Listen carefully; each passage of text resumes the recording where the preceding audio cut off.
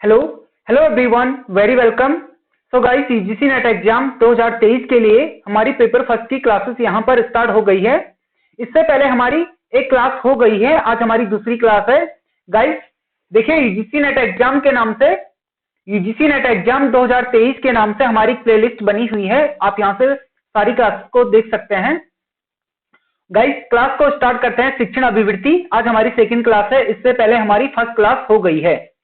तो गाइज देखिए, इस क्लास का पीडीएफ आपको टेलीग्राम पर मिलेगा और अदरवाइज आपकी कोई क्वेरी है तो आप मुझे मैसेज कर सकते हैं।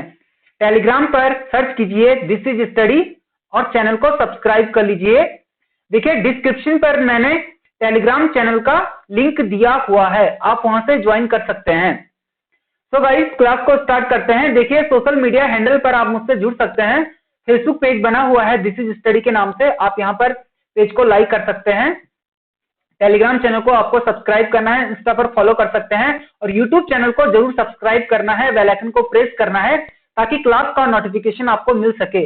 अदरवाइज आपकी कोई क्वेरी है, कोई कुछ भी पूछना है आपको, तो आप मुझे व्हाट्सएप मैसेज कर सकते हैं।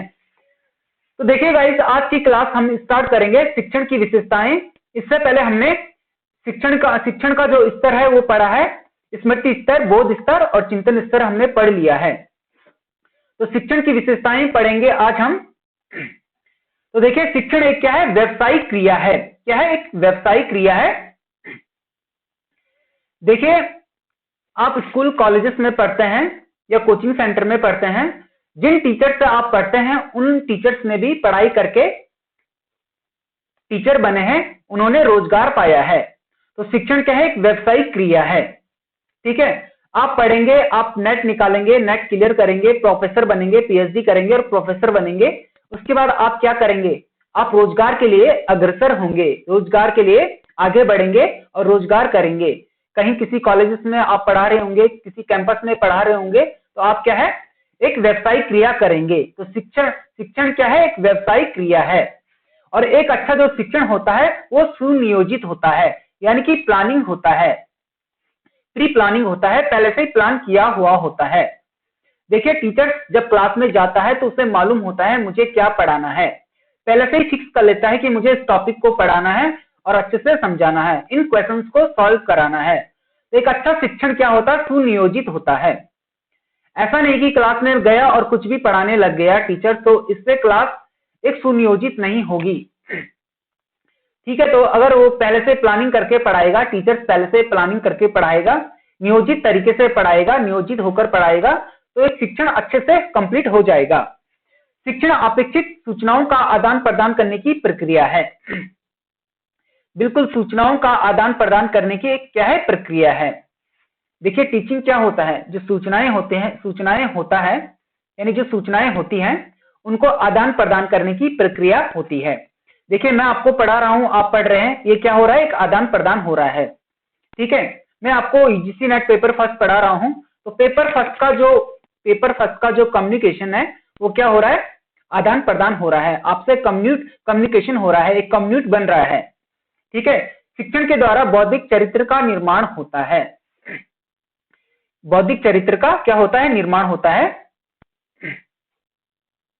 बौद्धिक चरित्र का निर्माण होता है। देखिए यदि हम कॉलेजेस में पढ़ते हैं, स्कूल्स में पढ़ते हैं, स्कूल में जो हम पढ़ते हैं उससे क्या होता है? हमारा जो बौद्धिक स्तर है उसका एक निर्माण होता है, जो हमारा मेमोरी लेवल है उसका डेवलप होता है, विकास होता है, और जो बौद्धिक चरित्र है यानी कि जो हमारा अंडरस्टैंडिंग कैरेक्टर है उसका निर्माण होता है।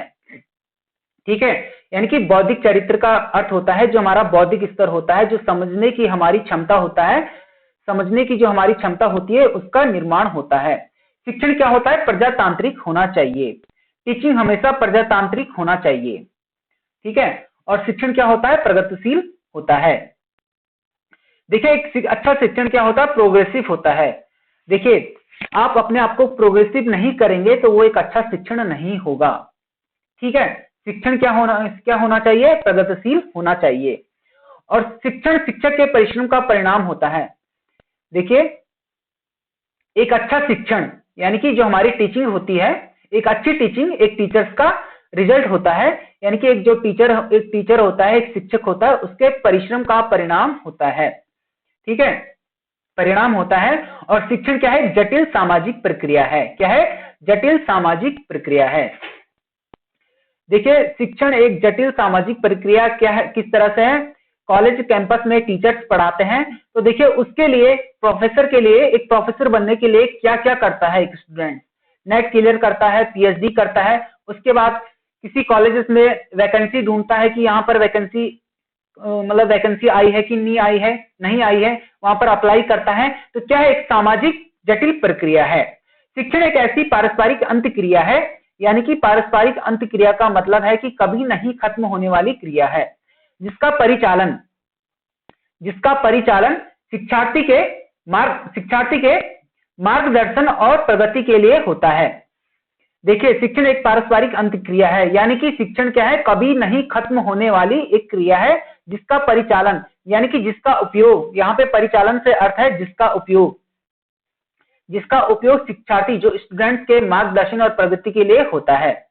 ठीक है, जो शिक्षण होता है पारस्परिक अंत क्रिया, यानी कि कभी नहीं खत्म होने वाली क्रिया है, जिसका उपयोग स्टूडेंट्स क्या करता है? अपने मार्गदर्शन और प्रगति के लिए करता है, एक अच्छे मार्गदर्शन के लिए, अच्छे पथ प्रदर्शक के लिए, और उसमें प्रोग्रेसिव होने के लिए, यानी कि प्रोग्रेस होने के लिए, आगे बढ़ने के लिए करता है। ठीक है, शिक्षण विभिन्न प्रकार के प्रक्रियाओं का एक संगठित प्रणाली है। शिक्षण विभिन्न प्रकार के प्रक्रियाओं का एक संगठित प्रणाली है। देखिए जो टीचिंग है, शिक्षण है, इसमें बहुत सारी प्रक्रियाएं संगठित होती हैं। देखिए आप स्कूल में पढ़ते हैं तो कितने सब्जेक्ट्स आपको पढ़ना होता है? 7 से 8 सब्जेक्ट्स आपको पढ़ना होता है। 10th में 5 से 6 सब्जेक्ट्स आपको पढ़ना होता है। इन सारे सब्जेक्ट्स का एक क्या होता है? एक प्रक्रिया होती है, और सभी संगठित होते हैं। ठीक है, सबका रिजल्ट सेम आता है। सेम आने का मतलब एक ही रिजल्ट पर सभी सब्जेक्ट का रिजल्ट आता है, यानी कि एक रिजल्ट पर सभी सब्जेक्ट्स का क्या आता है? रिजल्ट आता है।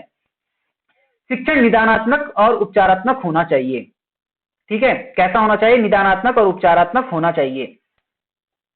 देखिए स्टूडेंट्स की जो समस्या होती है, उन समस्याओं का समाधान करने के लिए, यानी कि निदान करने के लिए उपचार किया जाता है। तो शिक्षण कैसा होना चाहिए? निदानात्मक यानी कि उपचारात्मक होना चाहिए, अर्थात किसी समस्या से बाहर आने के लिए, उस समस्या का समाधान करने के लिए उपचारात्मक होना चाहिए। और अच्छा शिक्षण क्या होता है? प्रेरणादायक होता है। अच्छा जो टीचिंग होता है, शिक्षण होता है, वो क्या होता है? एक मोटिवेट यानी कि मोटिवेशन देता है। ठीक है, मैं आपको पढ़ा रहा हूं, यदि आपको मोटिवेशन नहीं मिलेगा, एक अच्छी टीचिंग नहीं मिलेगी, तो आप मोटिवेट नहीं होंगे। आप कहेंगे सर बहुत बोरिंग है, सर बहुत बोरिंग तरीके से पढ़ाते हैं। किस तरह से पढ़ाते हैं? बोरिंग तरीके से पढ़ाते हैं, तो क्लास में आपका इंटरेस्ट कम हो जाएगा, या हो सकता है खत्म भी हो जाएगा। वैसे खत्म नहीं होगा, लेकिन आप कहीं ना कहीं दूसरे प्लेटफॉर्म पर आप पढ़ रहे होंगे। तो एक अच्छा शिक्षण क्या होता है? प्रेरणादायक होता है, मोटिवेटेड करता है। अब है शिक्षण की मूल आवश्यकताएं, यानी कि मूलभूत आवश्यकताएं। शिक्षण के लिए मूलभूत आवश्यकताएं क्या क्या होना चाहिए? देखिए स्कूल, कॉलेज या कैंपस में आप पढ़ते हैं, तो सबसे इंपॉर्टेंट क्या है? वहां पे टीचर्स का होना। देखिए शिक्षक का होना बहुत जरूरी है। यदि वहां पर शिक्षक नहीं होगा तो स्टूडेंट्स को कौन पढ़ाएगा? तो टीचर्स का होना बहुत जरूरी है। छात्र शिक्षार्थी, देखिए छात्र और क्या है? शिक्षार्थी, यानी कि स्टूडेंट। छात्र, शिक्षार्थी, अधिगम, अध्येता, ये सारे वर्ड स्टूडेंट्स के लिए यूज किए जाते हैं। तो छात्र और शिक्षार्थी, यदि स्टूडेंट्स नहीं होंगे कॉलेज, कैंपस और स्कूल्स में, तो टीचर्स किसे पढ़ाएगा? स्टूडेंट्स का होना भी बहुत जरूरी है। अब है पाठ्यक्रम और विषय, यानी कि सिलेबस और सब्जेक्ट्स का होना बहुत जरूरी है। मैंने आपको पहले भी बताया है फर्स्ट क्लास में कि शिक्षण के लिए टीचर्स का होना, स्टूडेंट्स का होना, और इन दोनों के बीच में सबसे इंपॉर्टेंट होता है, क्या होता है? सिलेबस होता है। यदि सिलेबस नहीं होगा तो टीचर्स स्टूडेंट्स को क्या पढ़ाएगा? कुछ भी अनाप शनाप नहीं पढ़ा सकता। देखिए मैं आपको पेपर फर्स्ट के लिए पढ़ा रहा हूं, तो देखिए मेरे पास जो यूजीसी नेट का सिलेबस है उसके अकॉर्डिंग मैं आपको पढ़ा रहा हूं। यदि सिलेबस नहीं होता तो मैं सिलेबस के अकॉर्डिंग कैसे पढ़ा पाता आपको? तो मेरे लिए आप बहुत मुश्किल था, असंभव होता। और उचित वातावरण, देखिए शिक्षण के लिए स्कूल, कॉलेज और कैंपस में एक अच्छा एनवायरनमेंट होना चाहिए। आपने देखा होगा स्कूल, कॉलेज और कैंपस में कुछ बैच ऐसे आते हैं जो मतलब कि जिनका इन्वायरमेंट बहुत अच्छा होता है, जो एक वातावरण बना लेते हैं, इन्वायरमेंट बना लेते हैं पूरे कैंपस में, पूरे कॉलेज में, पूरे स्कूल में, ऐसे कुछ बैच होते हैं। तो उचित वातावरण का होना बहुत जरूरी है। इसमें जो टीचर्स होते हैं, स्टूडेंट जो शिक्षक होते हैं और जो स्टूडेंट्स होते हैं, इन्हीं से इन्वायरमेंट बनता है, इन्हीं से एक अच्छे पढ़ाई का अच्छा इन्वायरमेंट बनता है, शिक्षक और स्टूडेंट से। ठीक है, छात्र से, शिक्षार्थी से और शिक्षक से अच्छा उचित वातावरण बनता है। शिक्षक और शिक्षार्थी में व्यवसायिक गुण होने चाहिए। देखिए, शिक्षक में सबसे इंपॉर्टेंट है, शिक्षक में और शिक्षार्थी में क्या होना चाहिए? व्यवसायिक गुण होना चाहिए। देखिए, टीचर्स हैं जो उनको और स्टूडेंट्स में व्यवसायिक गुण होने चाहिए। क्यों होने चाहिए? सबसे पहले स्टूडेंट्स को ले लेते हैं, यानी कि शिक्षार्थी को हम लेते हैं।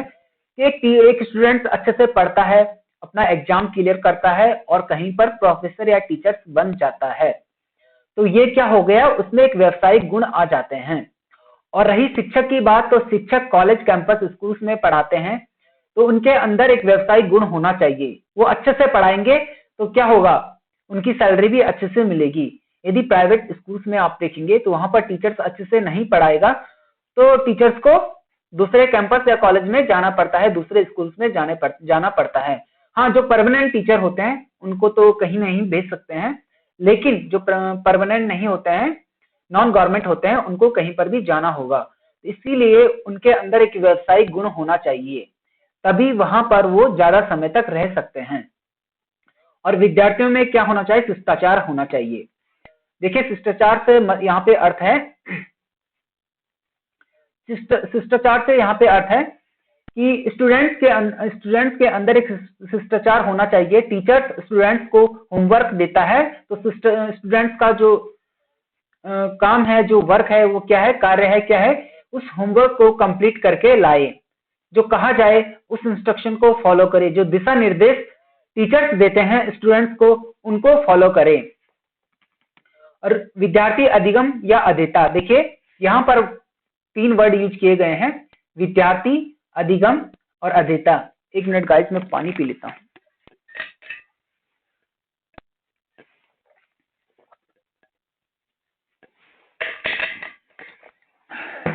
जस्ट अ मिनट, अभी आया, 1 मिनट।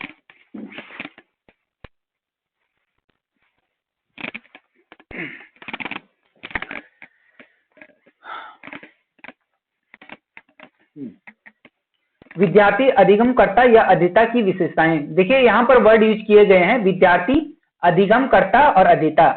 इस सारे जो वर्ड्स होते हैं ये स्टूडेंट्स के लिए यूज किए जाते हैं।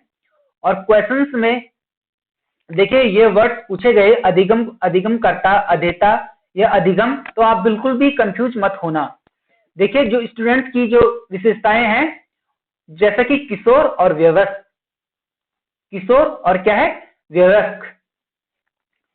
देखो, किशोर और वयस्क किसे कहा जाता है? अध्येता उस व्यक्ति को कहा जाता है। देखिए, अध्येता किसे कहा जाता है? उस व्यक्ति को कहा जाता है जो कुछ सीखने का प्रयत्न करता है। क्या करता है? प्रयत्न करता है। आप क्या है? अध्येता हैं, चाहे वो चीज उसके विषय से संबंधित हो या व्यवहारिक ज्ञान से। देखिए, चाहे वो चीज उसके विषय से संबंधित हो या क्या हो? व्यवहारिक ज्ञान से संबंधित हो। ठीक है, मतलब क्या उसके सब्जेक्ट से रिलेटेड हो या उसके आसपास वातावरण या घर परिवार, गांव, शहर से हो। अगर एक व्यक्ति कुछ सीखने का प्रयास करता है, यदि कोई व्यक्ति कुछ सीखने का प्रयास करता है, तो उसे क्या कहा जाता है? अध्येता कहा जाता है। क्या कहा जाता है? अध्येता, अधिगमकर्ता कहा जाता है। ठीक है, अब हम पढ़ेंगे किशोर और वयस्क। देखिए, किशोर अथवा वयस्क अध्येता की विशेषताएं, यानी कि जो देखिए किशोर होते हैं जो उन्हें नाबालिग कहा जाता है, और जो वयस्क होते हैं उन्हें क्या कहा जाता है? बालिग कहा जाता है। देखिए, विकास की इन अवस्थाओं में 12 वर्ष से 18 वर्ष तक के आयु के बालक को किशोर कहा जाता है। क्या कहा जाता है? किशोर कहा जाता है। यानी कि 12 से जो 18 वर्ष के, मेरा पेन भी इधर उधर जा रहा है, 12 से जो 18 वर्ष के जो बच्चे हैं उनको क्या कहा जाता है? नाबालिग कहा जाता है, यानी कि किशोर कहा जाता है। और जो 18 से ऊपर हैं, 18 वर्ष से जो ऊपर है व्यक्ति हैं, उन्हें क्या कहा जाता है? बालक को वयस्क कहा जाता है। क्या कहा जाता है? वयस्क कहा जाता है। इन दो आयु वर्ग के व्यक्तियों में देखिए, जो वयस्क और किशोर हैं, इन दो वर्ग के व्यक्तियों में सोच समझ, देखिए सोच समझ आदि की प्रवृत्तियों में क्या होता है? विभिन्नताएं पाई जाती हैं। इनमें बहुत सारे डिफरेंस होते हैं। अब देखते हैं शैक्षिक किशोर अवस्था, सबसे इंपॉर्टेंट है यहाँ पर शैक्षिक किशोर अवस्था। गाइस यहां से क्वेश्चंस बनते हैं, देखिए यहां से क्वेश्चंस बनते हैं किशोर अथवा वयस्क अध्येता। यहां से बहुत ज्यादा हर बार यहां से क्वेश्चन पूछे जाते हैं, हर बार यहां से क्या होता है? क्वेश्चंस पूछे जाते हैं। एक्सेस रीजन्स और मिलाने और डायरेक्ट क्वेश्चन अब बहुत कम पूछता है, ज्यादातर कथन और कारण में क्वेश्चंस बनते हैं। किस तरह से बनते हैं मैं आपको बताऊंगा। शैक्षिक किशोर अवस्था, शैक्षिक किशोर अवस्था, ठीक है, मेरा पेन सही से नहीं चल रहा है। तो देखिए जो शैक्षिक किशोर अवस्था होता है, यानी कि जो नाबालिग की जो एक स्टेज होता है, अवस्था होती है, उसमें क्या होता है? स्वयं परीक्षण, देखिए स्वयं परीक्षण, निरीक्षण और विचार और तर्क करने की, देखिए तर्क करने की प्रवृत्ति होती है। क्या होती है? तर्क करने की क्या होती है? प्रवृत्ति होती है। जो नाबालिग होता है वो स्वयं में परीक्षण करता है, यानी कि मैंने क्या पढ़ा है क्या नहीं पढ़ा है, स्वयं में परीक्षण कर सकता है और निरीक्षण भी कर सकता है। और विचार और तर्क करने की जो प्रवृत्ति होती है, क्या होती है? देखिए इन जो नाबालिग बच्चे होते हैं उनमें तर्क करने की प्रवृत्ति बहुत जल्दी से विकसित होती है। कहीं पर कोई बात होती है तो तुरंत से जवाब दे देते हैं, ठीक है। जिससे किशोर अध्येता उसे अपनी समझ के अनुरूप आसानी से ग्रहण कर सकते हैं। और एक बात और होती है, जो नाबालिग होते हैं, किशोर अवस्था में होते हैं, 12 से 18 के बीच में, ये बच्चे जल्दी से किसी भी चीज को सीख जाते हैं, जल्दी से किसी भी चीज को सीख जाते हैं। क्या पढ़ना लिखना कुछ भी काम हो, कोई सा भी काम हो, गाड़ी सीखना, कुछ भी जल्दी से इस उम्र में सीख जाते हैं, ठीक है। और देखिए काफी भी हो रही है, पानी पी लेता हूं 1 मिनट।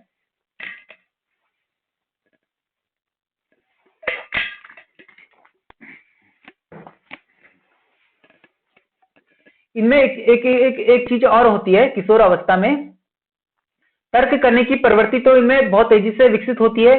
दूसरा, घर में आपने देखा होगा छोटे भाई बहन होते हैं, जो सबसे छोटे होते हैं, किशोर होते हैं, बड़ों की गलतियों को जल्दी से चुपके से बता देते हैं, यानी कि तर्क करने की प्रवृत्ति होती है इनमें बहुत ज्यादा, ठीक है। और देखिए अध्येता अपनी समझ के अनुरूप यानी आसानी से उसे ग्रहण कर सकते हैं। स्कूल कॉलेजेस में, सॉरी कॉलेज तो नहीं कहेंगे, लेकिन स्कूल में जो छोटे बच्चे होते हैं जल्दी से किसी भी चीज को सीख जाते हैं। शैक्षिक वयस्क अध्येता में देखिए अभी हमने पढ़ा क्या? किशोर अवस्था पढ़ा। अब हम पढ़ेंगे वयस्क अध्येता, यानी कि जिनकी उम्र 18 से ऊपर हो गई है, उनके बारे में पढ़ेंगे। शैक्षिक वयस्क अध्येता में स्वयं परीक्षण, विचार और तर्क की प्रवृत्ति का उचित विकास होता है। तर्क की प्रवृत्ति का उचित विकास होता है। देखिए जो वयस्क अध्येता होते हैं ये स्वयं का परीक्षण भी करते हैं, विचार भी करते हैं और तर्क भी करते हैं, ठीक है। और इन सारी चीजों का उनमें उचित विकास हो जाता है। देखिए जब 18 ऊपर के हो जाते हैं, वयस्क बन जाते हैं, तो उनका क्या हो, जो तर्क करने की जो प्रवृत्ति होती है उनका विकास हो जाता है, जिससे अध्येता शिक्षण कार्य को अपनी कर्मनिष्ठा तथा उत्तरदायित्व की भावना से करता है। उत्तरदायित्व की क्या भावना से करता है, जिससे क्या होता है, जो स्टूडेंट्स होता है, अध्येता होता है, वो शिक्षण कार्य को अपनी कर्मनिष्ठा अथवा उत्तरदायित्व की भावना से करता है, यानी कि अपनी जिम्मेदारी की भावना से करता है। जो किशोर अवस्था के जो स्टूडेंट्स होते हैं ये एक गैर जिम्मेदार होते हैं, ठीक है। एक जो बच्चे होते हैं वो बहुत ही काम के प्रति बहुत ज्यादा लापरवाह होते हैं। आपने छोटे बच्चे को कह दिया, किशोर बच्चे को, कि बेटा वहां जाना और अंकल को ये सामान दे देना, और यदि बच्चा खेलने चला गया, बच्चे के दोस्त आ गए तो भूल गया, तो वो खेलने चला जाता है, तो काम के प्रति मतलब गैर जिम्मेदार होते हैं। लेकिन जो वयस्क होते हैं वो एक जिम्मेदारी के साथ काम को करते हैं, एक जिम्मेदारी की भावना से काम को करते हैं, उत्तरदायित्व की भावना से काम को करते हैं, ठीक है। अब है सामाजिक अवस्था में बालक जीव। सामाजिक अवस्था गाइस, यहां से क्वेश्चंस बनते हैं, किशोर और वयस्क से क्वेश्चंस बनते हैं। जैसे कि कथन में दे दिया है कि श्याम के मम्मी ने श्याम के मम्मी ने श्याम को कहा कि इस सामान को अपनी मौसी के यहाँ दे देना। ठीक है, अब नीचे कारण में दे दिया कि श्याम खेलने चला गया था जिस वजह से वहां नहीं दे पाया। तो इसको आप क्या कहेंगे, इस क्वेश्चन को आप कैसे एक्सप्लेन करेंगे? तो कथन और कारण दोनों सही है, लेकिन इसका क्या होगा, एक्सप्लेनेशन सही नहीं होगा। ठीक है, क्यों नहीं होगा? क्योंकि एक दूसरे को रिलेट नहीं कर रहा है। जो ऊपर का स्टेटमेंट है कि श्याम की मम्मी ने कहा कि ये सामान वहां दे देना, ठीक है, और जो नीचे कारण वाला स्टेटमेंट है ये क्या है, ये एक मतलब किशोर अवस्था का स्टेटमेंट है, और जो ऊपर वाला जो स्टेटमेंट है वो वयस्क का है। ठीक है, दोनों सही होंगे लेकिन एक्सप्लेनेशन सही नहीं होगा। तो इस तरह से क्वेश्चंस बनते हैं, तो इनको अच्छे से पढ़ लेना है, अच्छे से समझ लेना है। हाँ, पीडीएफ आपको मिल जाएगी टेलीग्राम पर आपको पीडीएफ मिल जाएगी। तो अब है सामाजिक किशोर अवस्था। क्या है सामाजिक किशोर अवस्था?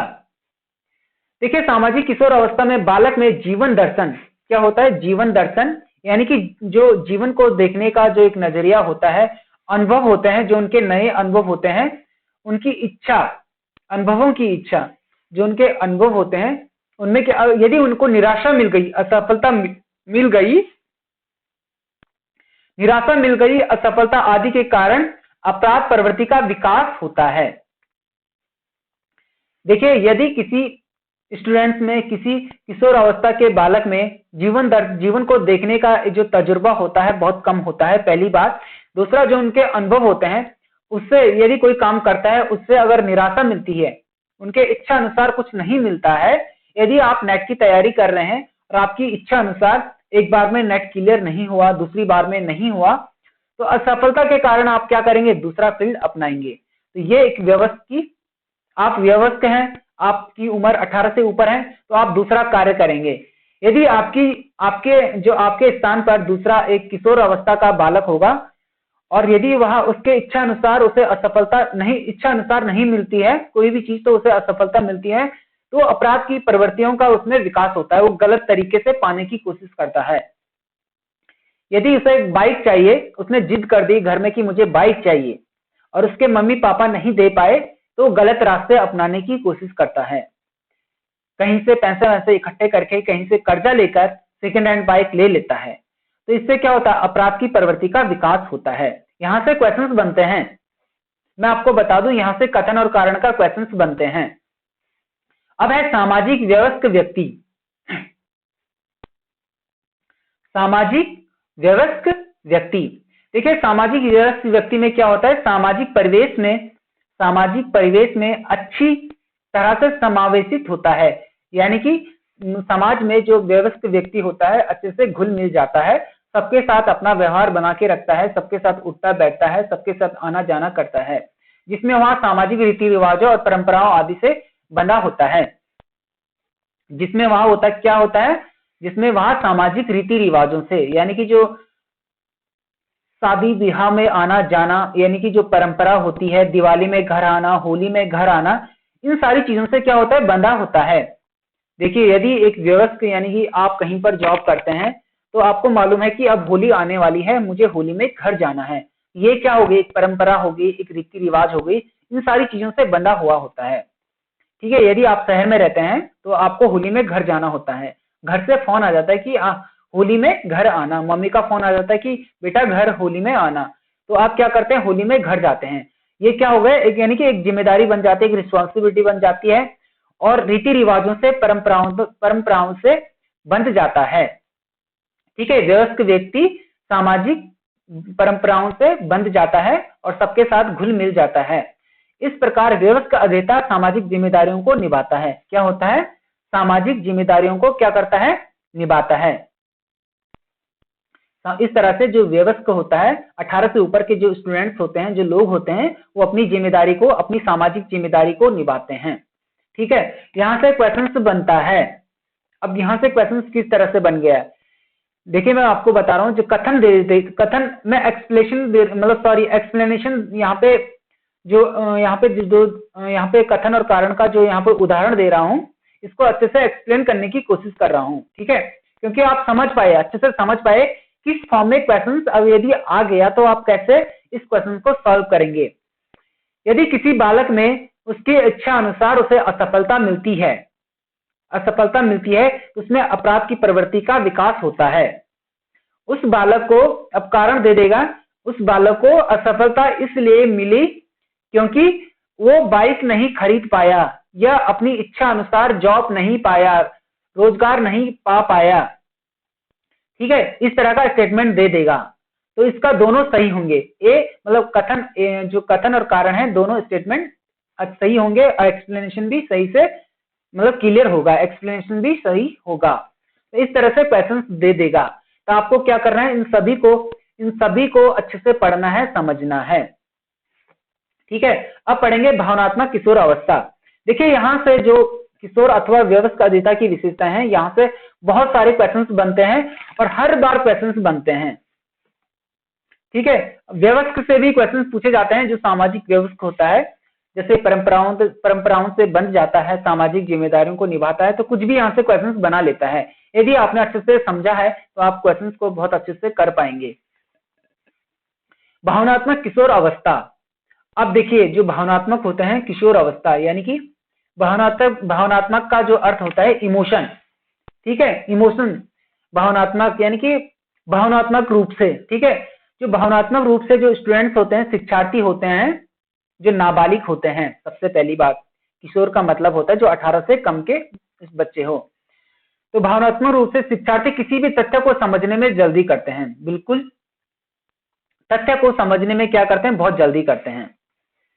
यदि कहीं पर कोई बात हो गई, घर में कोई बात हो गई, आप बहुत सारे भाई बहन हैं, 2-3 भाई बहन हैं, जो सबसे छोटा होता है, कोई बात हो गई तो आप मम्मी पापा को नहीं बताते हैं, जो सबसे छोटा होगा वो जरूर बता देगा, क्योंकि उसे इतनी समझ नहीं होती है, और चुपचाप जाएगा और अपनी मम्मी को बता देगा कि ऐसा हो गया है।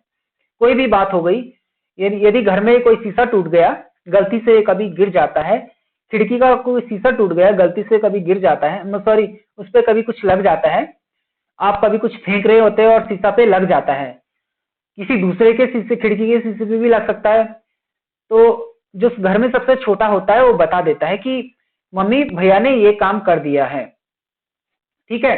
तो उनमें जो तथ्य को समझने में एक जल्दी होती है, बहुत जल्दी होती है, ये प्रवृत्ति होती है भावनात्मक रूप से, ठीक है। और जो सबसे इंपॉर्टेंट है, उचित पथ प्रदर्शन के अभाव में गलत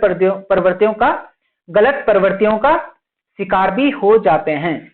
जो किशोर अवस्था के जो नाबालिग बच्चे हैं, वो भावनात्मक रूप से यदि उन्हें उचित पथ प्रदर्शन नहीं मिलता है, अच्छा मार्गदर्शन नहीं मिलता है, अच्छी गाइडेंस नहीं मिलती है बच्चों को, तो वो गलत रास्ते पे चले जाते हैं, गलत प्रवृत्तियों का शिकार हो जाते हैं।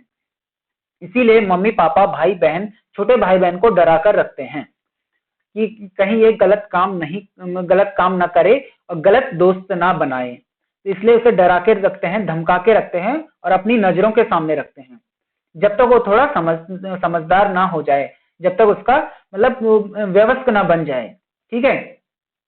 अब है भावनात्मक वयस्क शिक्षार्थी। क्या है भावनात्मक वयस्क शिक्षार्थी?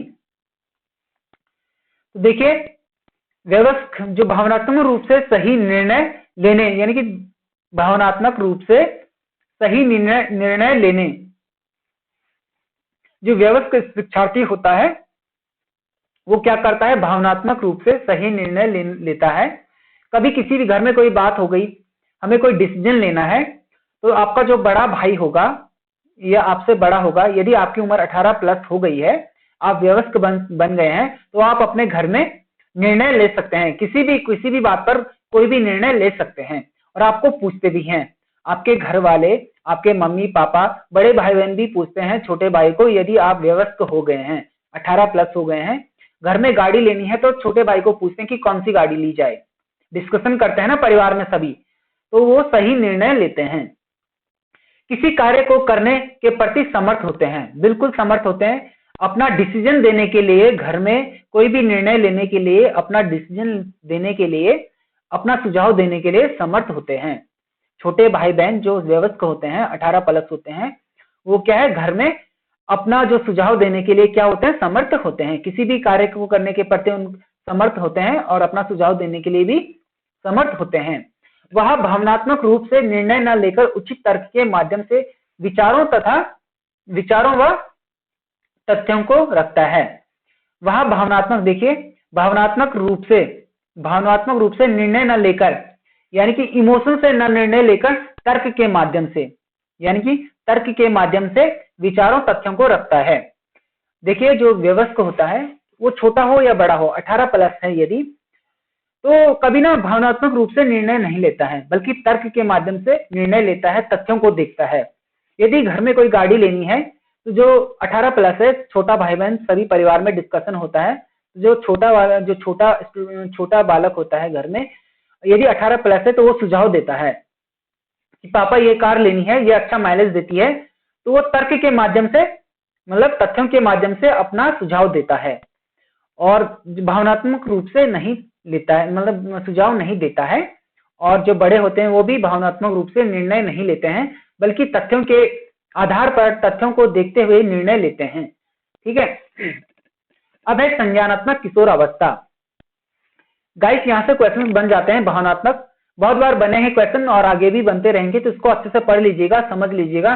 कथन और कारण, देखिए इस चीज को जब भी आप किसी भी टॉपिक को पढ़ते हैं, किसी भी यूनिट को पढ़ते हैं, यूनिट का टॉपिक पढ़ते हैं, तो जब भी आप पढ़ते हैं तो इस रीजन के साथ पढ़िए।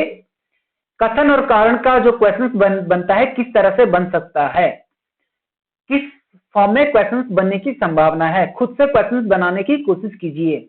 और ये आप तभी कर पाएंगे जब आप प्रीवियस क्वेश्चन पेपर को देखेंगे, एक बार सॉल्व करने की कोशिश करेंगे, तभी आप क्वेश्चंस को बनाने की कोशिश कर पाएंगे। यदि आप ये सारा कुछ सीख गए हैं और सीख जाते हैं, तो आप पेपर फर्स्ट को बहुत अच्छे से कर पाएंगे और बहुत अच्छा स्कोर कर पाएंगे। मेन होता है कीवर्ड्स को कैप्चर करना, कीवर्ड्स को समझना, शब्दों का अर्थ समझना। ठीक है, मैंने पहले भी क्लास में कहा है। अब है संज्ञानात्मक किशोर अवस्था, यानी कि नॉलेज। संज्ञानात्मक का मतलब होता है नॉलेज, और किशोर अवस्था यानी कि जो नाबालिग होते हैं उनका जो नॉलेज का स्तर होता है, नॉलेज का लेवल होता है, कैसा होता है, क्या होता है। देखिए मस्तिष्क का लगभग सभी दिशाओं में विकास होता है। क्या होता है? विकास होता है। अब देखिए जो संज्ञानात्मक किशोर अवस्था के जो बालक होते हैं, यानी कि जो नाबालिग होते हैं, उनका जो संज्ञानात्मक जो नॉलेज होता है, तो उससे क्या होता है, मस्तिष्क का लगभग सभी दिशाओं में, यानी कि सभी दिशाओं में जो उनके तर्क करने की, जो सोचने की, जो पॉजिटिव और नेगेटिव सोचने की जो क्षमता होती है, उसमें क्या होता है, विकास होता है। देखिए मेरे वर्ड्स बहुत ज्यादा हम्बल होते हैं, तो इसे माइंड मत कीजिए और समझने की कोशिश कीजिएगा कि मैं क्या कह रहा हूं। ठीक है, मस्तिष्क का लगभग सभी दिशाओं में क्या होता है, विकास होता है। ठीक है, मतलब जैसे कि किसी भी चीज को नेगेटिव और पॉजिटिव सोचने का जो विकास, पॉजिटिव और सोचने का जो क्षमता होती है, उसका विकास होता है किसमें, किशोर अवस्था में, यानी कि जो नाबालिग होता है। ठीक है, वह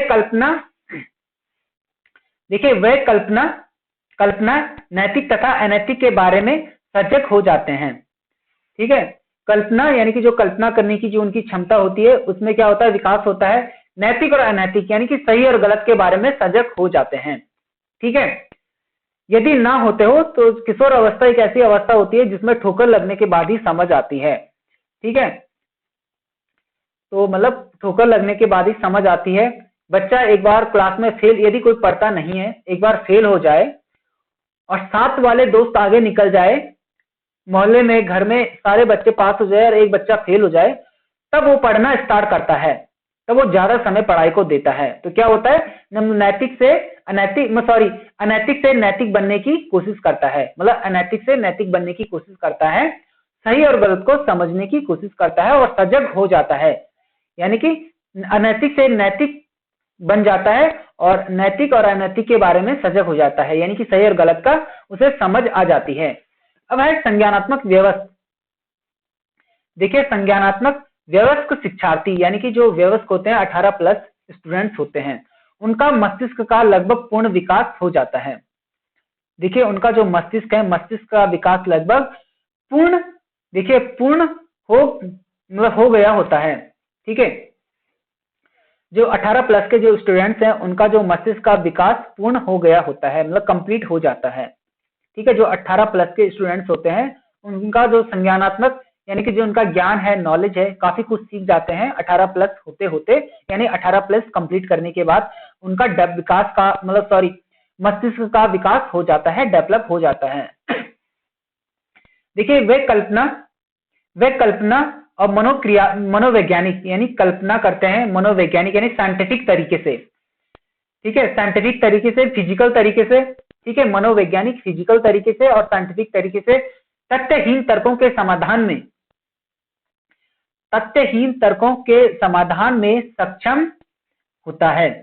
अब देखिए कहीं पर कोई डिस्कशन चलता है, एक व्यक्ति तथ्यहीन बात करता है और दूसरा व्यक्ति तर्क के आधार पर बात करता है, और तीसरा जो 18 प्लस के जो व्यक्ति हैं, तीसरा व्यक्ति है वो देख रहा है, समझ रहा है कि कौन सही बोल रहा है, कौन गलत बोल रहा है।